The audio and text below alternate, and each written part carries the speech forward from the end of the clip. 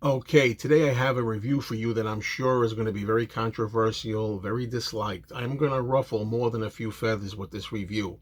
It's for the movie from 1980 called Raging Bull, starring Robert De Niro. This is a classic. It got awards, accolades. Everybody loves this movie. This is from a series I'm doing called Retro Reviews, my Retro Reviews, which means back in the period from 2004 to 2018, I had a database and I put notes in there of all the movies I encountered. Most of these movies I've only watched once, never to see again.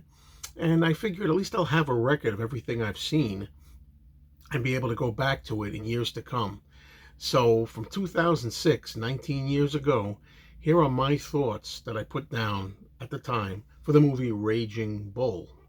Now, I found this highly worshipped film to be very rough going at first because this real life story of the very unlikable boxer Jake LaMotta was largely uneventful for a good long hour or more. Now, in that time, LaMotta bounces around from one mediocre boxing match to the next. He likes to yell a lot.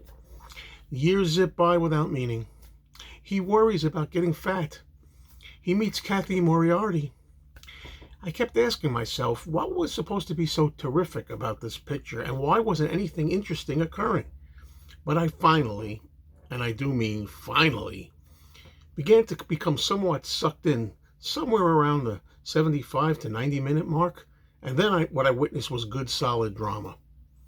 Robert De Niro was exceptional, and Joe Pesci was well cast as his brother. Some good acting, and a real feel for the era of the 1940s and 1950s.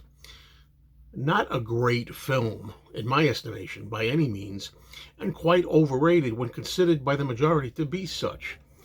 But a pretty good film by the time the last bell was rung. I give it 2.5 stars out of 4.